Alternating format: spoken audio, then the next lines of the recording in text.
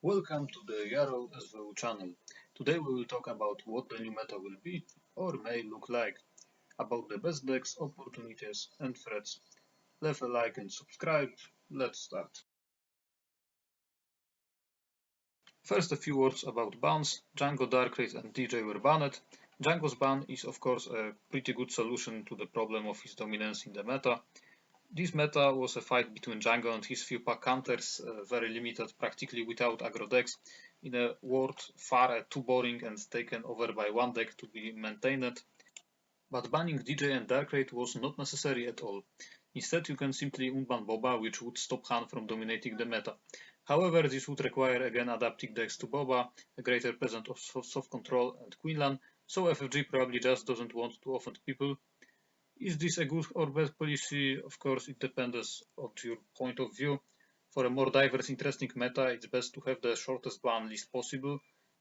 But for people convenience, it's better to gradually ban all cards that people don't want in the game. Banning DJ is logical because if both Boba and Django are banned, Han has almost no competition in domination. Without DJ, it will be much harder for him. However, banning Darkrai makes no sense. The only argument for this is that in the future these cards will probably be even more troublesome.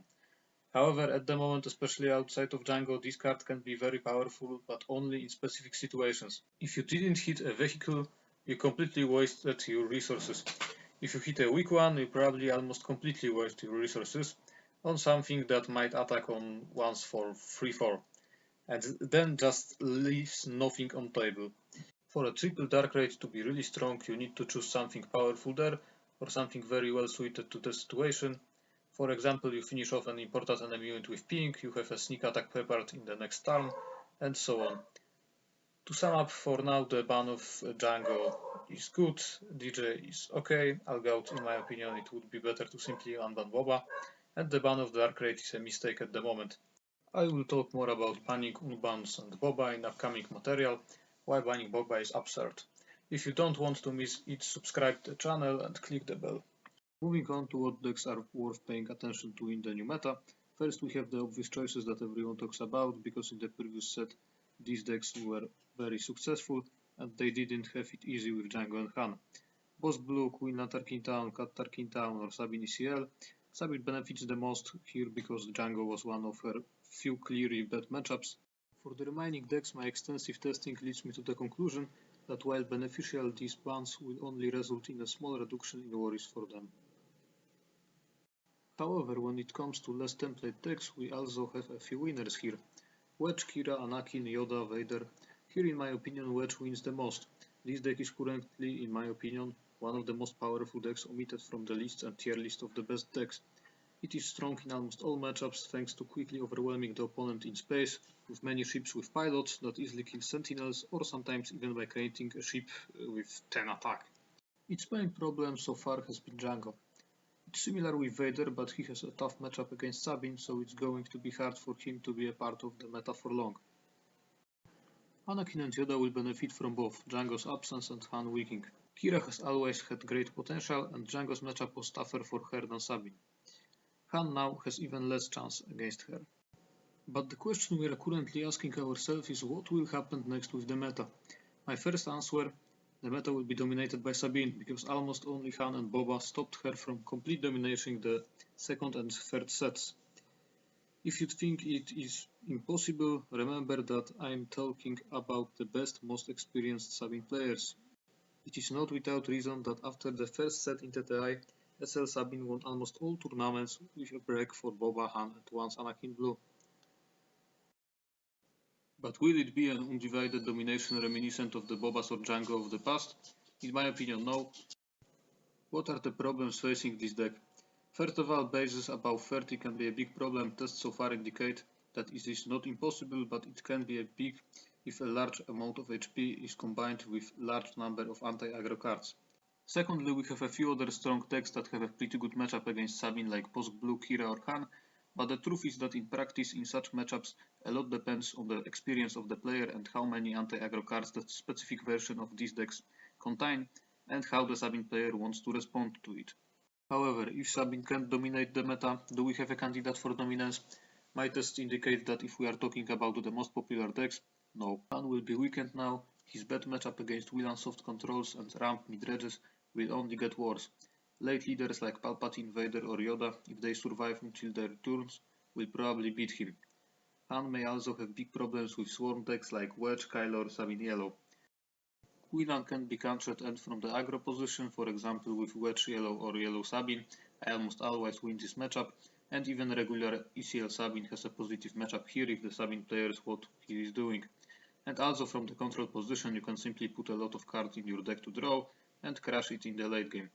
Also mid-range decks like Han or Kat do not have any clearly bad matchup. The situation changes a bit when we start talking about decks omitted or forgotten. Wedge Yellow in the Django meta was terrible, but in my test, in most other matchups, it is very strong deck. It has a plan for every matchup, usually very similar, nevertheless large bases, a lot of healing and table control are able to stop him. A properly built Anakin Colossus or Luke Data Vult are difficult opponents for him. In my opinion, Wedge can wreak havoc in the meta, easily smash Sabine, Quinlan and Han, but we have enough potential counters to stop it from dominating and probably being called the best deck. However, I will say again that in my opinion it is one of the best deck in this game at the moment. And now it's time for my opinion the strongest candidate, a deck that have been dramatically underrated for a long time, incorrectly built and now in addition greatly strengthened. It has a solid matchup against aggro and discard decks, a great matchup against most mid-ranges, a good matchup against other controls. Basically the only problem I see so far is Palpatine Green on Data Vault. It is very difficult to beat on the table, even more difficult to mill. This is very unfavorable matchup against Palpatine in other colors. It has been tested so far generally positively. You will never be a favorite in this matchup, but you have a good chance here, especially against one of the most popular version of Palpatine, the one on Colossus. One less card make a significant difference. Apart from that, you simply have to play a mirror in which the opponent have a stronger leader, but with the right preparation, it's definitely winnable. Will Kira really dominate the meta? I expect its increased presence. In my opinion, it can do it thanks to its wide range of preparation for all matchups. But I think that in the end it won't happen for the same reason that this deck didn't break through in the third set. Namely because playing this deck is simply tiring and very complicated. Matchups such as Han Yellow, Quinlan Tarkin Town or Palpatine are long and easy to sink with just one mistake. Finally, I will talk about one of my main sources of all these conclusions, namely my one-man leech of the best decks. This is the state at the beginning of the 8th round, so there will be 6 more of these rounds. Everyone plays on best of 3 here, sometimes best of 5 if the match is very even with each deck. What you see is the Jump to Lightspeed edition. Later I will show you the Twilight of the Republic edition, which will tell you a little about the effectiveness of this system. But first a few comments on the questions that arise. Does Django here? I don't plan to remove it because it will probably simply add one defeat to almost all decks, which can be easily counted. And I'm just curious if it will win in the end. So far it has lost the only game to Boba on Data Vault. This deck was one of my quite effective anti-Django meta calls and is simply an interesting mid-range.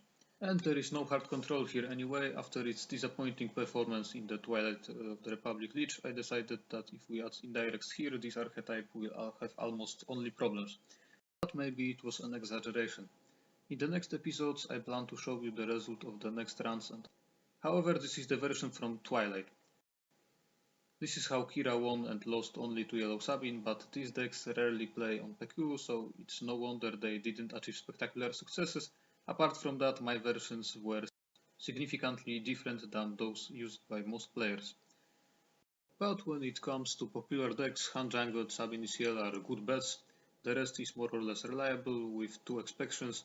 First of all, Quinlan had a lot of bad luck in his games. I used an outdated version and I also had a hard time playing him. It was similar with the rest of Yoda, who performed much better in the green version.